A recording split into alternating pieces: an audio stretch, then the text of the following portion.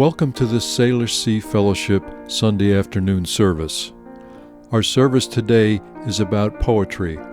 Members will read their favorite poem and say a few words about why that poem is important to them. We hope you enjoy this recording of our service, and we hope to see you in person some Sunday afternoon. Thanks for listening.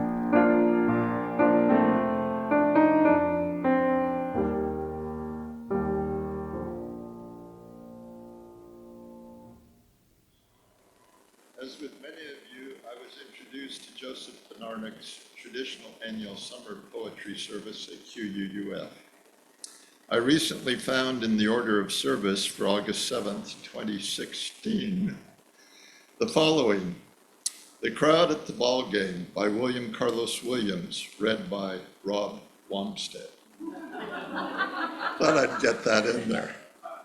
Since then, I have been enamored with Joseph's service offerings, and I wanted to bring the poetry service to the Salish Sea Fellowship.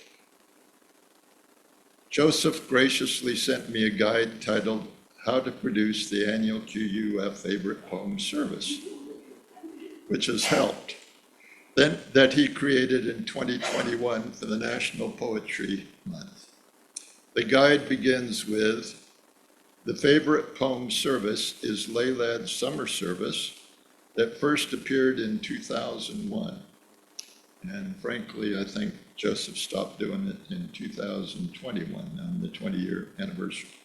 In creating this service, I have followed Joseph's format and words. So welcome, and let us begin.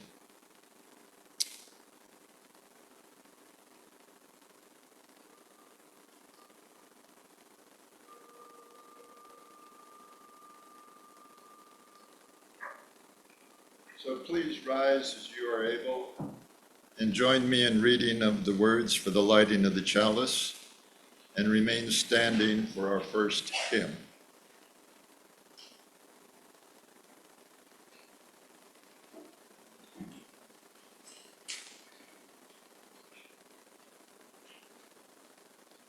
Let not be in a rush for the glass to overflow. It must be filled first.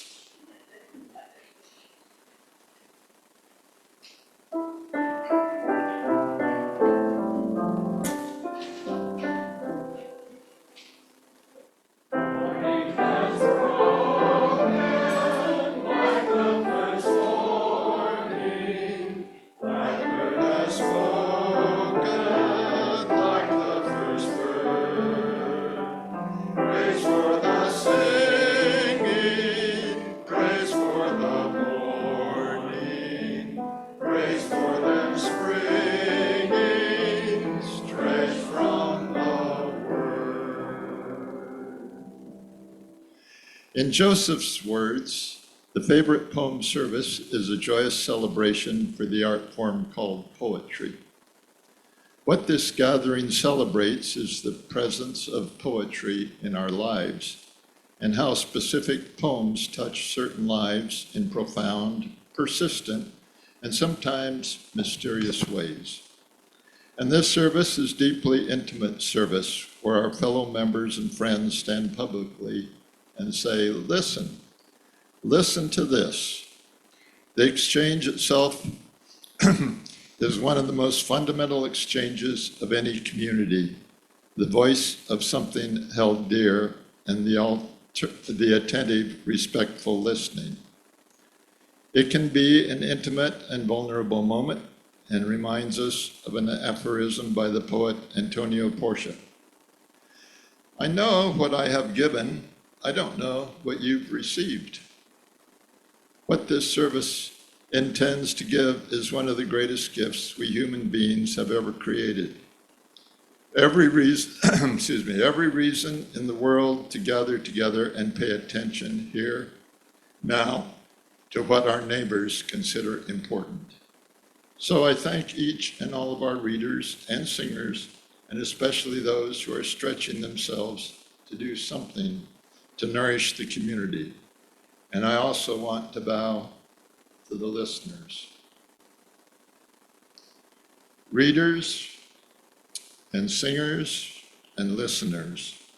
Together we are the lifeblood of poetry and community.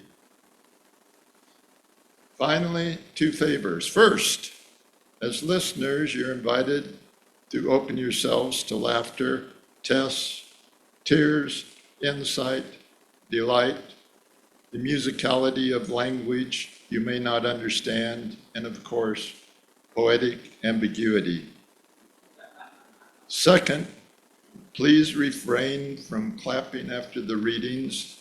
There is a way to applaud without slapping your palms together, and that's to go like this. And congregation, if you would be so kind, please give these people a rousing silent ovation. Okay, I missed one step. I was supposed to have the readers and singers stand and face the fellowship.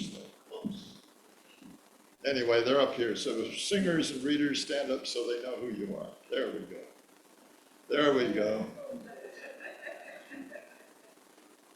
Yeah, my eyes jumped. Sorry about that. So, now, Kate, will you please start us off?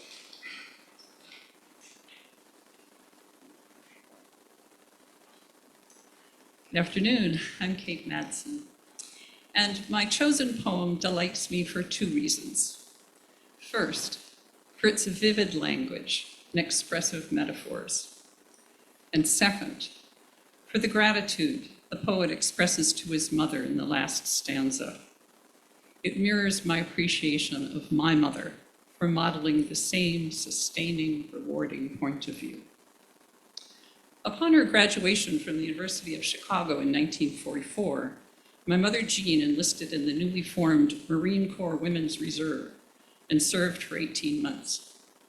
She married at 26, raised 7 sons and 2 daughters, and once my youngest brother started first grade, she commuted to Rutgers University, earned her master's degree, and became a high school librarian.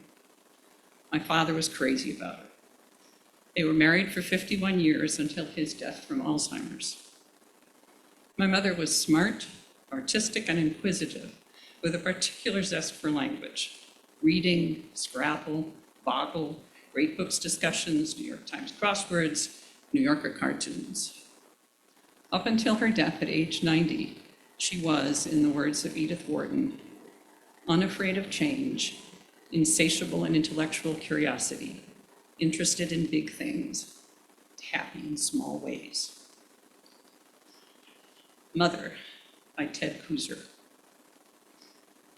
Mid-April already, and the wild plums bloom at the roadside, a lacy white against the exuberant, jubilant green of new grass and the dusty fading black of burned out ditches. No leaves, not yet, only the delicate star-petaled blossoms, sweet with their timeless perfume.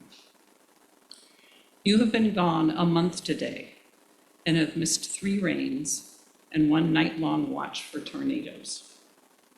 I sat in the cellar from 6 to 8 while fat spring clouds went somersaulting, rumbling east. Then it poured, a storm that walked on legs of lightning, dragging its shaggy belly over the fields. The meadowlarks are back, and the finches are turning from green to gold. Those same 2 geese have come to the pond again this year, honking in over the trees and splashing down. They never nest, but stay a week or 2, then leave. The peonies are up, the red sprouts burning in circles like birthday candles. For this is the month of my birth, as you know, the best month to be born in, thanks to you. Everything ready to burst with living. There will be no more new flannel nightshirts sewn on your old black Singer. No birthday card addressed in a shaky but businesslike hand.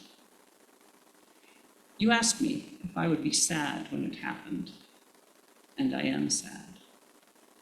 But the iris I moved from your house now hold in the dusty, dry fists of their roots green knives and forks, as if waiting for dinner, as if spring were a feast. I thank you for that. Were it not for the way you taught me to look at the world, to see the life at play in everything, I would have to be lonely forever.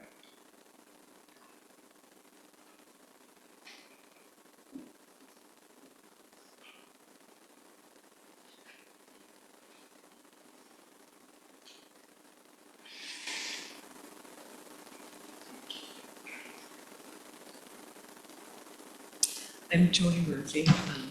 Still crying. Okay, thank you. Okay, better? I'm Joni Murphy, still with tears from Kate. Thank you. This is a poem I've loved for a long time. Early on, I thought it was a really good example of a successful journey in therapy, where you're talking about, you start with what you wish your childhood had been, then recognize what your childhood really was. And if you're lucky and you do the work and there's grace, you come to peace with what your life actually is. But I've come to believe that it's much more about a poem about the journey that all of us have a chance to take with our lives. So, like riding a bicycle oh, come on. George Gilgare, thank you. I would like to write a poem about how my father taught me to ride a bicycle one soft twilight, a poem in which he was tired and I was scared, unable to disbelieve in gravity and believe in him. As the fireflies were coming out and only enough light remained for one more run, his big hand at the small of my back, pulling away like the gantry at a missile launch. And this time, I wobbled into flight, caught a balance I would never lose, and pulled away from him as he eased, laughing to a stop. A poem in which I said that even today, as I make some perilous adult launch, like pulling away from my wife into the fragile new balance of our life, apart, I can still feel that steadying hand, still hear that strong voice telling me to embrace the sweet fall forward into the future's blue equilibrium. But, of course, he was drunk that night, still wearing his white shirt and tie from the office, the air around us sick with scotch, and the challenge was keeping his own balance as he coaxed his bulk into a trot beside me in the hot night, sweat soaking his armpits, the eternal flame of his cigarette flaring as he gasped, and I fell again and again, entangled in my gleaming schwing, until he swore and stomped off into the house to continue working with my mother on their own divorce, their balance long gone, and the hard ground already rising up to smite them, while I stayed outside in the dark, still falling, until at last I wobbled into that frail, upright delight of feeling sorry for myself, riding alone down the neighborhood's black street, like the lonely Western hero I still catch myself in the act of performing.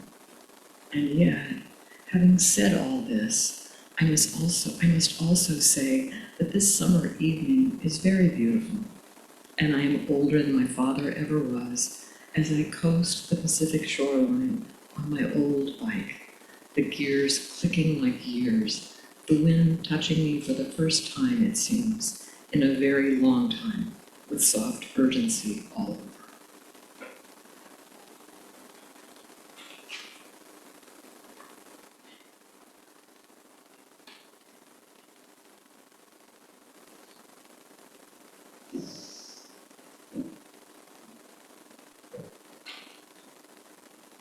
Good afternoon, and Ola Astra. Many of you I know, and some I do not.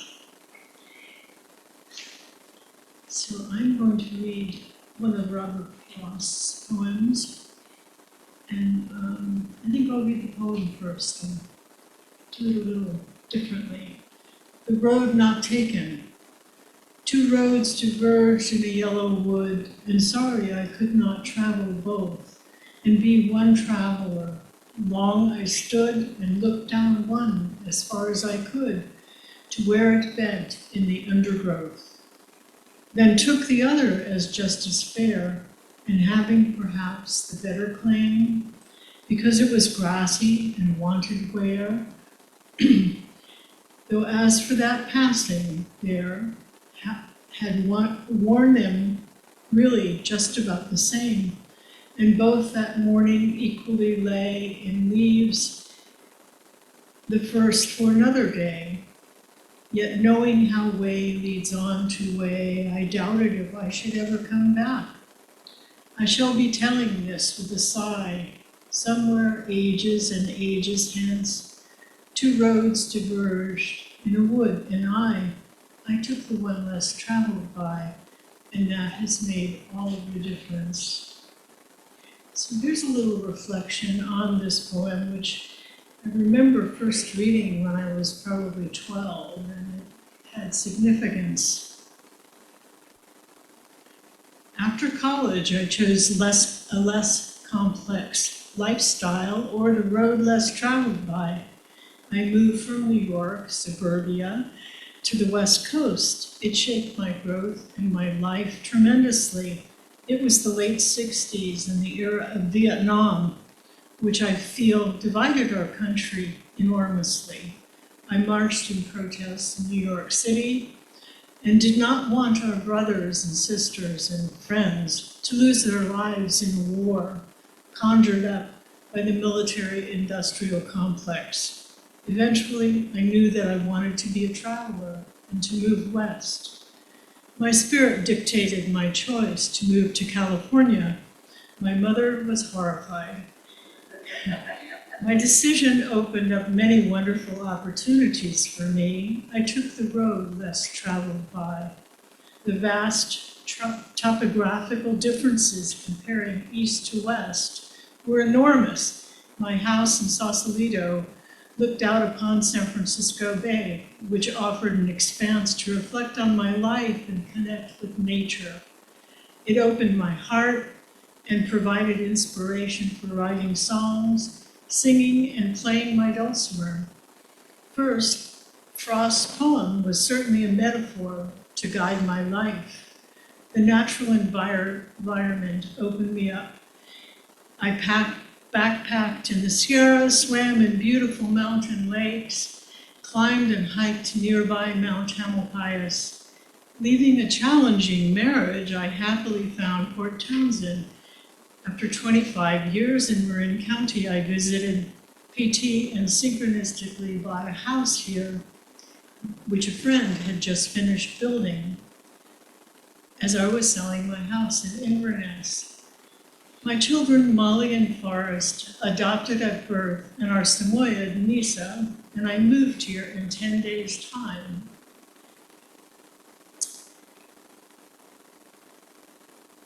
I told the children that we were going to have a great adventure. 3 months later, we met Don at the Salmon Festival in a celebration of community and the return of the salmon. Soon afterwards, Don and I fell into a deep, wonderful love, and still so happy after 34 years together. I didn't think I would be telling this somewhere ages and ages hence. Two roads diverged in a wood, and I took the one less traveled by, and that has made all of the difference.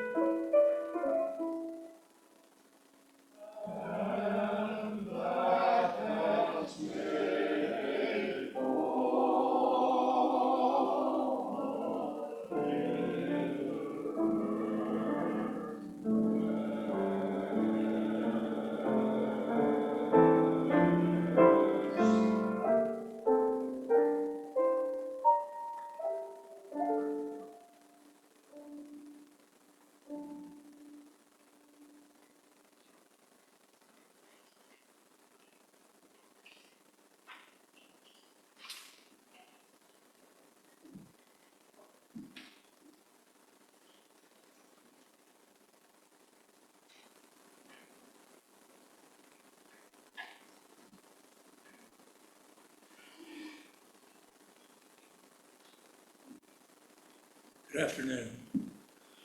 I'm David Rimpf, and I'm going to be reading two selections from the work of Wendell Berry.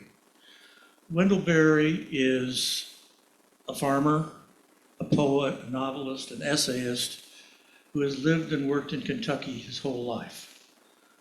He was on the faculty at the University of Kentucky, where I was doing graduate work, and our paths crossed in that I heard him lecture a few times and saw his magnificence walking across the campus. I didn't know him. I believe that Wendell Berry's poetry must be spoken.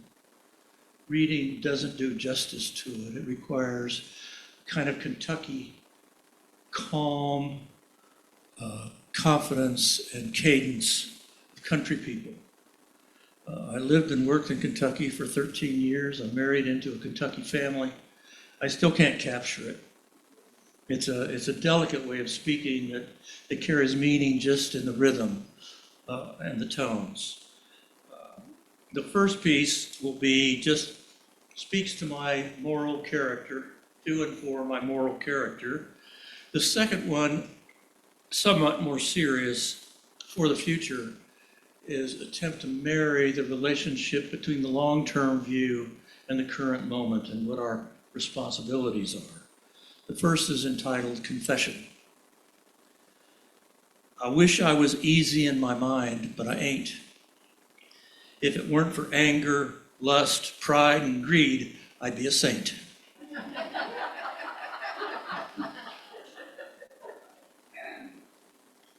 For the future. And I must say I first read, I've been reading these poems for years, and I selected this poem for to be performed at my second marriage, which lasted 41 years. So it turned out pretty well. But For the Future by Wendell Berry. Planting trees early in spring, we make a place for birds to sing in time to come. How do we know? They are singing here now. There is no other guarantee that singing will ever be. Thank you.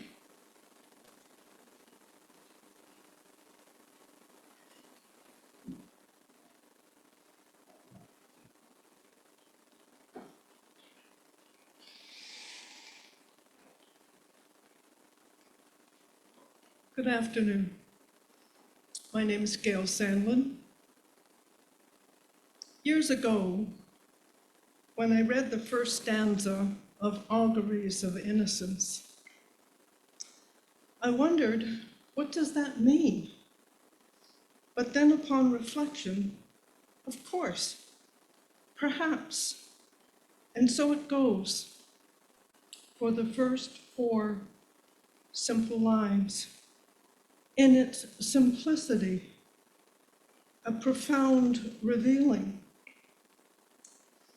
And it is one of the first pieces that I learned a spiritual practice called sacred reading, which is, of course, not necessarily the reading of sacred text, but rather the process of reading followed by contemplation and meditation and reflection, then rereading until a deeper meaning is revealed. The first stanza of William Blake's poem, The Auguries of Innocence, is such a reading where each line leads one into deeper insights of ourselves and our place in the world.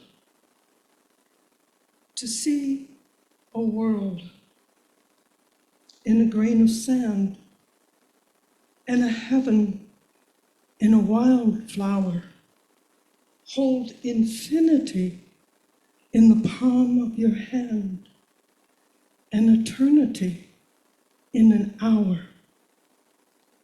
To see the world in a grain of sand, the complexity and beauty of the entire universe, but within the very ordinary, the extraordinary within the ordinary, the interconnectedness of things, and a heaven in a wildflower, a delicate form of nature, colors and patterns that can only offer insight into something more than itself. Hold infinity in the palm of your hand, the ability to grasp boundless time and space, having access to deeper meaning through imagination and insight. An eternity in an hour, moments of understanding that can feel timeless, and even a brief moment can last an eternity.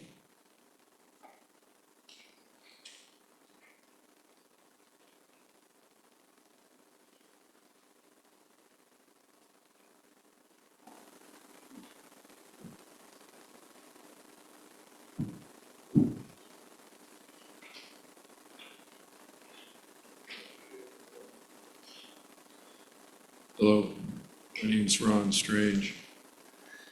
I have a poem by Robinson Jeffers called The Answer. Then what is the answer? Not to be deluded by dreams, to know that great civilizations have broken down into violence and their tyrants come many times before. When open violence appears, to avoid it with honor or choose the least ugly faction. These evils are essential.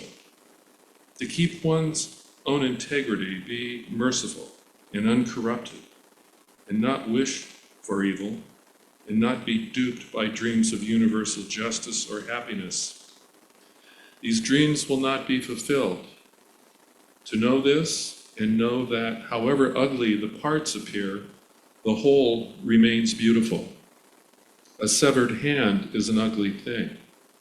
A man dissevered from earth and stars and his history, for contemplation or in fact, often appears atrociously ugly. Integrity is wholeness. The greatest beauty is organic wholeness, the wholeness of life and things, the divine beauty of the universe. Love that, not man apart from that, or else you will share man's pitiful confusions or drown in despair when his days darken. So, I've had many mentors in my life that I keep revisiting. They're old friends now. Many of you probably took poetry classes with Bruce Bodie. And you would remember that he'd have a class that would be full, and he'd have to have a second class, and that would fill up too, almost instantly. Well, he did a class on Robinson Jeffers, and he only did one, and it filled up for a while, but every week that we read Jeffers' poems, more people dropped out. And there were only a few left at the end, and that was a bonding experience for Bruce and I. We were already buddies, but that definitely sealed it. And we still, when we take walks, talk Jeffers. In around 1968 or 9, I was introduced to Thoreau, and then I began to read everything that he wrote. I was resisting the Vietnam draft at the time, and he was helpful with his civil disobedience essay. Then came, he was my philosopher, so then came my literature person, and that was Hermann Hesse. And I read everything by Hermann Hesse. And then I found Jung. These are all right around the same times. He was my psychologist, and we communed and still do to this day. And Jeffers was in that mix too. Around 1969, Sierra Club produced a book called Not Man Apart, and that introduced me to the idea of who Robinson Jeffers was. I made the pilgrimage to Carmel, where he had built his stone house with his own hands, and his last remaining relative, his daughter-in-law, was still there in late years. And she was in the garden, and we talked. And we communicated via email for a while. There was no email in those days, 1980 or so. So the idea of deep ecology, the break off from the ecology movement, that term was new then, and Jeffers expressed it, and he became kind of he was the poet for deep ecology in the United States. And so he and I became close. We still are. Thank you.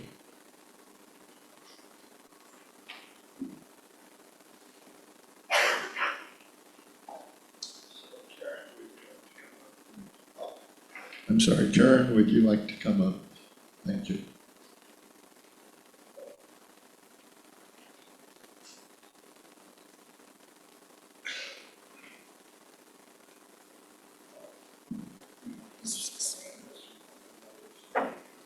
Maybe adjust the mic so I don't fall off the stool. Thank you. I think so. Is that good? Great. Thanks for having us here today, and thank you in advance for supporting Bayside Housing and Services. How many of you know about Bayside? That's a really nice number. Thank you very much. We were founded in 2016, and since then we have provided 150,000 nights of safety to 417 people experiencing homelessness in Jefferson County. 60% of those have exited our programs into permanent housing of their own. And we do this by providing housing alongside case management services, because homelessness is a deeply traumatic experience, and it is not enough to house people. We feel that you need to help them with the issues that are created by homelessness, the reasons for their homelessness, try to address those and bring them along on a path that will help them secure their own housing eventually. And so that's important to what we do, providing those two things side by side. We provide temporary and transitional housing units at the old alcohol plant in Bayside Tower. We have tiny shelter communities in Port Hadlock and Port Townsend. We are also doing permanent supportive housing because we purchased the Hadlock Motel down the road and have converted that to 17 rooms of permanent supportive housing.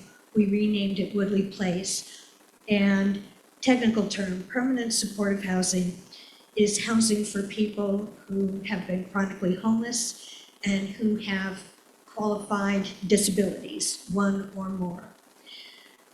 Permanent supportive housing allows them to lease permanent housing and to remain housed because they have access to case management services that will help them with all of that. We help operate the emergency night-by-night shelter at the American Legion downtown. We also have ventured into some affordable housing. That would be housing for people who make 80% or less of the area median income. We have some of that on Marrowstone Island and in Port Townsend. We continue to identify gaps in service for people who are experiencing homelessness, and we try to fill those gaps. We are operating J.C. Mash Free Clinic at Woodley Place down the road to provide free health services for the people we serve through our programs and for anyone in Jefferson County who would like to use those services. We also offer free vocational training. We began a program this year called Bayside Skills Center, and we are teaching young people to secure work in kitchens, as cooks, as line prep people. I don't know the technical terms, but the kids seem really happy with the program. They're working with our chef Troy in Spirits Bar and Grill, and they graduate with a with a special coat and a knife and a cap. And they're just charming. And they're all working, some of them with us, so that's nice. And we also realize that people who are experiencing homelessness may be trying to use their cell phones to apply for jobs, to help their kids with education, to try to secure their own housing. And that's hard to do when you've got a month-by-month cell phone plan, or you've got a burner phone that runs out and you've got to go out and buy another one. So we created computer labs. We have 3 of them. They're at Bayside Tower, Woodley Place, and the emergency shelter. And our program participants have access to these anytime, day or night. They can use them for whatever their needs might be. And so they don't have to rely on their cell phones. And while our libraries are wonderful, if you're a parent and you've got children to take care of and you don't have a car, getting to the library when it's open to use those free computers is a bit of a challenge. So we're just trying to make things easier. Now, there are some partnerships that support Bayside. We have an art gallery, we have a restaurant, we have market break rooms at the old alcohol plant. All of these enterprises, after they break even, profits are plowed back into Bayside Housing and Services. So they help us meet our mission. We also purchased the Starrett House in Uptown Port Townsend a couple of years ago. It's an 11-room Victorian home. We have 3 units of affordable housing on the lower level, and the rest of the upstairs rooms we continue to use as bed and breakfast because it helps us pay the mortgage. And we also offer the main floor of the Starrett House for special events. Again, the Starrett House is another way in which we're earning income that we can plow back into our mission. We're working on some new projects. Right next door at Peter's Place, we're doing a new kitchen sanitation facility with help from Jefferson County and from QUUF and labor provided by Community Build. We're going to be expanding the kitchen and creating a new sanitation facility so that Pat's Place, which is currently in Port Townsend, can move out to Peter's Place and make room for something that we call Vince's Village. We secured an almost $9 million grant from the state to create 32 plus units of permanent supportive housing. And we'll be breaking ground on that, I hope sometime this year, perhaps early next year. One thing we're finding out is that it always takes twice as long as we hope it will. But we're in a hurry because it's an urgent problem. There's a point in time count that's done every year on January 26th, and for rural areas, it's a week. And during that week, volunteers in this county try to count the number of people experiencing homelessness so that we can report those numbers accurately to the state and to the federal government. That count is traditionally low. It's traditionally an undercount. And I heard someone at the county say recently that they estimate there are more like 500 people experiencing homelessness in our small county of 30,000 people. And we're just in a hurry to try to help that problem and to try to reduce it as much as we can. And it's complicated by the fact that we have a 0 to 1% vacancy rate in affordable housing here in this county. So we keep working the problem, and a couple ways that we are finally working the problem. We bought the property at the corner of San Juan and F Street. We're going to be putting more permanent supportive housing and affordable housing up there as soon as we finish that current big project. And we're also trying to purchase Olympic Community Parks, which is a 76-unit mobile home park We've secured 75% of the $10 million asking price in the form of grants and loans. And the reason we're trying to buy it is that if it went on the market and sold for market rate, the people who are living in that housing would experience a steep increase in their leases. And we don't want to see any more homelessness than we can help here in the county. And when I say we, I'm sure I speak for all of us. It's not a special Bayside problem. It's just the thing that we decided to try to work with. So there will be lots of these at the back during coffee hour if you'd like to learn more. And my number's there if you want to ask questions. There's also a list of special events that you might consider attending to support our mission. But just by listening to me today, thank you. Thank you for that support.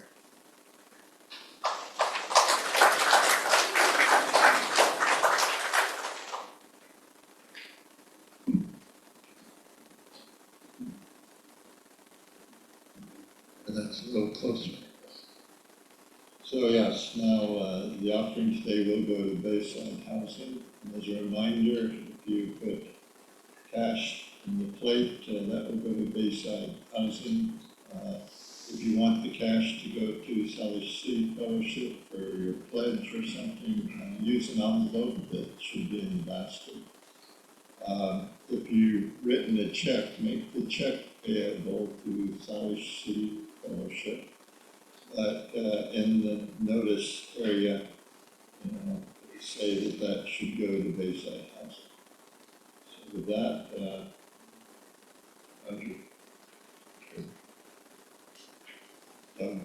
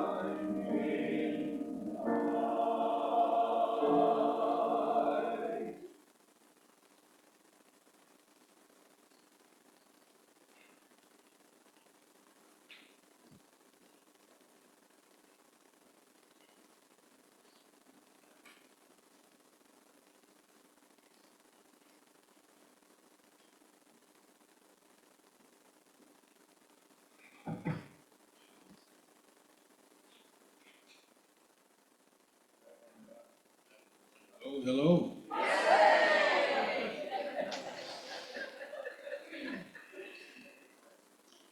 Anyway, thank you for having all of us here. My name is Don Landstrom, and I have a fun poem. Maybe I shouldn't say fun. This is a poem by the Irishman Michael Moley O'Sullivan, Towards Adam, Irish for the soul's journey. Oftentimes the step backward allows the soul to catch up, so that all our happy hindsights harmonize and wisdom builds. So begin with a break and let your soul catch up. Share your luck, be miserly only with misfortune, for in each seismic shudder, we learn to trust the ground again. Be open to the heartbreaking dynamic in life, where as we progress, we must leave behind some people who aren't ready to stay by our side. Humble again, knowingly broken, unrepentantly wounded, proud to bear pain, laying claim to the joy factory of our body. No more glass ceilings, tariffs, or sanctions. Wage cuts, expenses paid, nor lanyards or company positions. This way you can live in ways others simply will not, develop sides of you others simply would not. A sign of strength and a sign of faith. So feel a rhythm beyond the beat and begin with a break.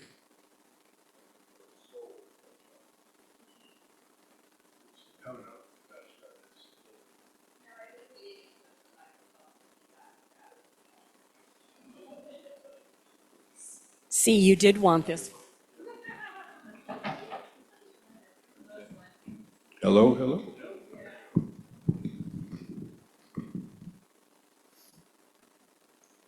Okay. Anyway, thank you. I have a little bit of a commentary on that. The poem touched me quite deeply, as I think it should. The one constant in life is change. In my late teens and early 20s in the 60s, I was attracted to the writings of Emerson and Thoreau and others of the New England Transcendental School. I was taken with the idea of simplify your life and trust in nature. I was a hippie. I hit the road in my 1959 VW Bug. And that's true, that's true. I was seeking to know the unknown, searching for that something beyond the everyday world that we see with our two eyes. Many years went by. At 27 in 1973, after meeting my first wife and settling down in San Jose, California, I went back to school. We both began meditating with a local Sangha, and I was introduced to the teachings of Carl Jung, among other things. Upon graduation with a degree in electronics, I began working in the aerospace field in Silicon Valley. After about 10 years, I became a supervisor in the antenna lab where I worked. I was also burned out. My life was falling apart, my marriage dissolved, and I drank too much. I needed a big change. I needed to simplify my life. In 1990, my sister and her husband invited me to Paulsbo for Thanksgiving weekend. I jumped at the chance. We all went to the Salmon Festival in Port Townsend that Saturday. It knocked me out. An honoring of the icon of the Northwest, salmon. It was held outdoors in a large park. Local poets read their poetry. Local musicians played their music. Community members talked about how they worked to restore the streams and habitat for the salmon to return. People dressed in salmon costumes, local tribal people joined in the festivities. It felt like a dream, the beautiful fruition of the 60s with authentic folks and no drugs or alcohol present. I felt I had come back home. I went back to work in Silicon Valley, determined to come back next year and find a special someone to really connect with and move. Returning again in '91, we went again to the festival, same great experience. This time, I met Jane Oma. We hit it off right away. We went to a contra dance that night as part of the celebration. Love blossomed.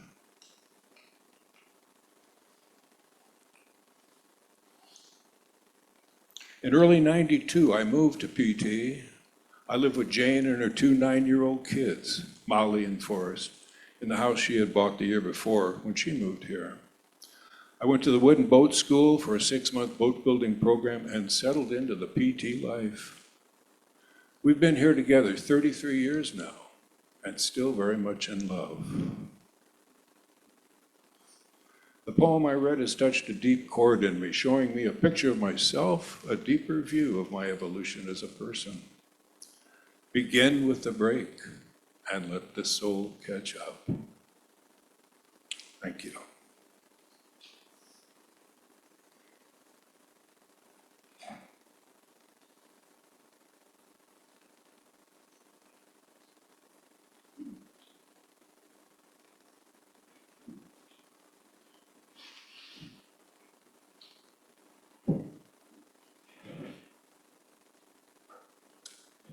Hello, I'm Lily Gold. This is better because I can see you this way and I'll put these on. Excuse me, I'm reading today a poem by a poet named Andrea Gibson, and it was very serendipitous because the day that Rob emailed me about reading a poem, this poet happened to pass away at the age of 49, which is exactly my age, after about 4-year battle of ovarian cancer. If you get the opportunity, I just recommend checking out Andrea's poetry. They're non-binary, and I think it gives you a really beautiful kind of example of just humanity. They write a lot about gender, they write about love, and I think what Andrea does so beautifully is just writes about the everyday joy of being alive and finding beauty just in the everyday, which during these times right now, I think we all need to do that as much as possible. If you enjoy Andrea's poetry, they just did a documentary about Andrea and their wife, and it was premiered at Sundance, and it won Sundance overall award. So it's called I'll See You in the Good Light. Okay, this poem. It is called Acceptance Speech After Setting the World Record in Goosebumps. I'm going to send you out with a fun one. I wasn't by any means a natural, was not one of those wow hounds born jaw-dropped. I was tough in the husk, went years untouched by rain, took shelter seriously, even and often, especially in good weather. My tears like teenagers hiding under the hoods of my eyes, so committed they were to never falling for the joke of astonishment. When I was told there were 7 wonders of the world, I trusted the math, believed I had seen none of them. Of course, beauty hunted me. It hunts everyone. But I outran it. Hidden worry, regret, the promise of an afterlife, or a week's end. Then one day, in a red velvet theater in New Orleans, I watched Maya Angelou walk on stage, 17 steps to the mic. She took a breath before speaking, and I could hear God being born in that breath. My every pore reached out like a hand, pointing to the first unsinkable lotus in the bayou of the universe. I had never felt anything like it. Searched the encyclopedia for the feeling's name when I got home. Goosebumps. Afterward, I thought, I can do this. Started training morning to night. Crowbar swinging like a pendulum at the wall of my chest. tore the caution tape off and of my life and let everything touch it. Allen Iverson on the television in his first season with the Sixers, crossover sharp as a V of sparrows flying through the paint like Michelangelo's brush. 333 goosebumps. My baby sister, sober for the first time in 13 years, calling to tell me she just noticed our mother's eyes are green. 505 goosebumps. One day, my friend scored tickets to a Prince concert. Tiny venue, I was right behind the sound booth. Prince's entire band that evening, women. At the end of the show, the sound person turned around and whispered, he didn't play one song in a set list the whole night. I live on stages. I know what it is to scratch a plan, but not the whole trip and to still arrive to your destination 200 years before your time.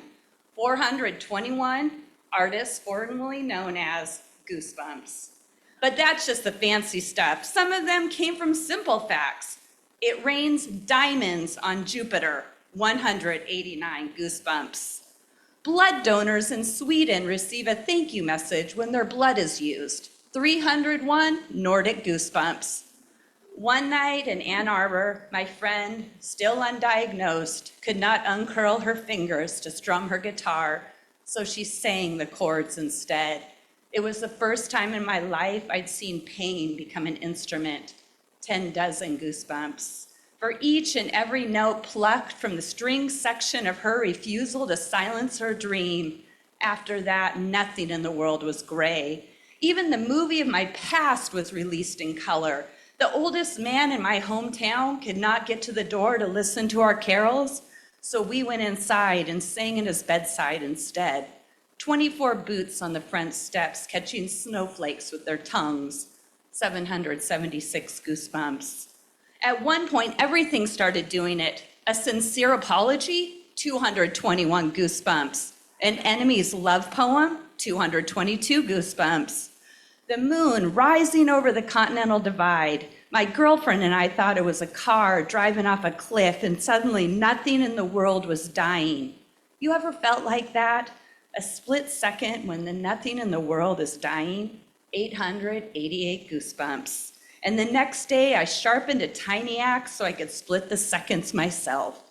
Too much lives in a moment to not feed it to the fire in the heart, slow. A Missoula treehouse filled with candlelight, 143 goosebumps. The octopus documentary, 54 goosebumps multiplied by 8. The biggest dog in the shelter hiding behind a teacup chihuahua, and the woman who came to adopt a cat, taking all 3 of them home. 1,012 goosebumps. There is no escaping the magic now. Beauty caught me and never let me go. And the thing about the world record is, if someone breaks it after me, and they will break it after me, I will love that so much that without even trying, I'll break it again.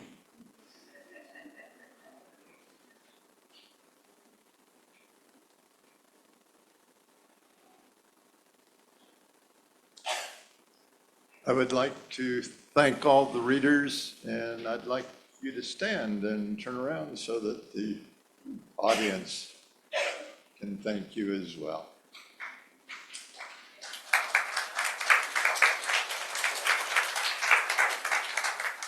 And my hope is that this can become an annual event. So stay tuned and start thinking of your poems for next year. So now, please rise as you are able and join me in our hymn and remain standing for the reading of the closing words.